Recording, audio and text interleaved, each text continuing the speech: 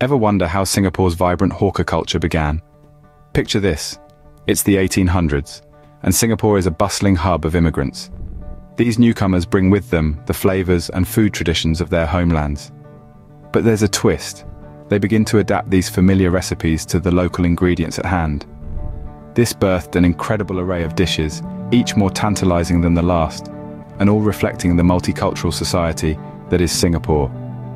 From the fiery kick of chili crab to the soothing warmth of Hainanese chicken rice, from the sweet, icy delight of chendol to the complex flavors of laksa, every dish tells a story of its own. Each is a love letter to the nation's diverse heritage and a testament to the innovative spirit of its people. And so what started with humble beginnings as street food vendors has grown into a nationwide phenomenon. From street food vendors to a nationwide phenomenon, the hawker culture of Singapore has its roots deep in history. But the journey wasn't always smooth sailing, was it? Indeed, the evolution of Singapore's hawker culture was fraught with challenges, particularly in the aftermath of World War II. The streets were teeming with food stalls, each offering a tantalizing array of dishes. Hygiene was a primary concern. The lack of proper sanitation facilities at these makeshift stalls posed significant health risks. Food was often prepared and served in less than ideal conditions, leading to outbreaks of foodborne diseases. This was a challenge that needed to be addressed urgently to preserve not just the hawker culture, but also the health of the nation.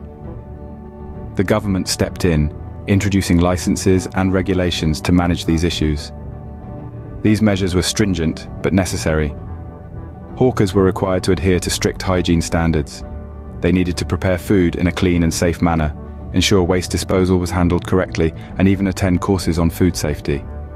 But regulations weren't just about hygiene. The government also sought to organize the hawker culture to make it more orderly and sustainable. This led to the establishment of dedicated hawker centers.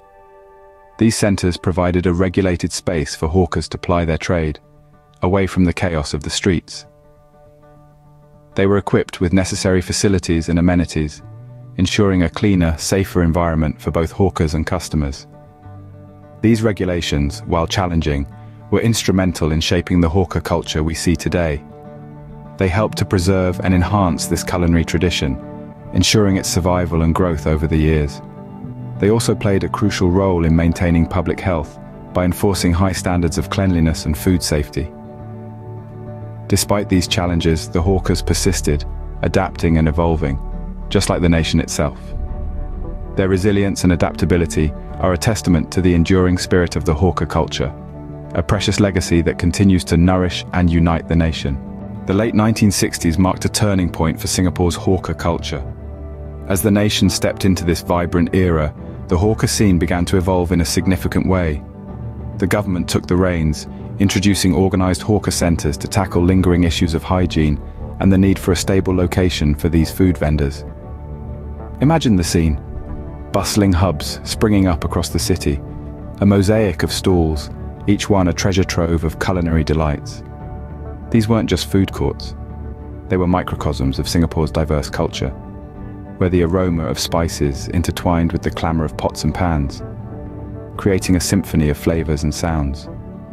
From the late 60s to the 80s, these hawker centers grew in number and popularity. They became the heart of the neighborhoods, drawing people from all walks of life. Each center was a melting pot, where traditional recipes met innovative adaptations, and the shared love for good food transcended all barriers. The government's move to establish these centers effectively addressed the hygiene concerns that had previously plagued the hawker scene. With stringent regulations in place, vendors could focus on what they did best, creating mouth-watering dishes that captivated the taste buds of locals and tourists alike. But the centers were more than just a solution to practical issues. They became a source of stability for the hawkers, providing them with a secure place to ply their trade. No longer did they have to worry about shifting locations or the unpredictability of street vending. Moreover, these centers didn't just offer a place to eat. They became community dining rooms where people gathered, shared meals, and wove stories around the table. They were places where friendships were formed over shared plates, and where the sense of community was as palpable as the aroma of the food being served. And so, as we look back on this golden era, we realize how integral these hawker centers were in shaping Singapore's culinary landscape. They were more than just food hubs. They were the soul of the city, where every dish told a story, every aroma evoked a memory. These hawker centers didn't just offer food, they served up a sense of community and shared identity. Fast forward to today, what does Singapore's hawker culture look like? Well, it's a vibrant culinary landscape, pulsating with the energy of over 110 hawker centers, each one a heartbeat in the gastronomic soul of Singapore. These bustling hubs of activity aren't just places to grab a quick bite. They're dynamic social spaces where traditions are preserved and culinary innovation thrives. In these hawker centers, the old and the new coexist harmoniously. You'll find stalls that have been serving the same beloved recipes for generations, standing shoulder to shoulder with those pushing the boundaries of traditional hawker food. Nostalgic flavors mingle with bold, contemporary twists, mirroring Singapore's own blend of tradition and modernity. Yet the hawker culture is more than just a feast for the palate. It's a living, breathing testament to Singapore's multicultural fabric. Each dish tells a story, each aroma carries a memory. From the spicy tang of laksa to the comforting warmth of Hainanese chicken rice, these flavors encapsulate the diverse influences that have shaped Singaporean society. But the hawker culture isn't static. It's a constantly evolving entity, adapting and growing with the times. Today, you'll see a new generation of hawkers stepping up, armed with fresh ideas and a deep respect for the past. They're reimagining hawker food for the future, while honoring the legacy of those who laid the foundation. Today, hawker centers are more than just food courts. They're a testament to Singapore's rich culinary history and diverse cultural heritage. So, what have we learned about Singapore's hawker culture? We've journeyed from its origins in the 1800s, with migrants adapting their homely dishes to local ingredients through the post-war regulatory challenges.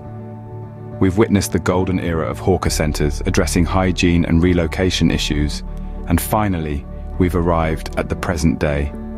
Over 110 hawker centers stand today as testaments to Singapore's culinary spirit and community dining hubs.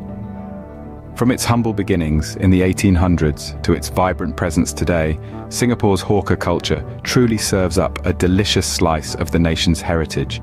Don't forget to like, share, and subscribe for more fascinating insights.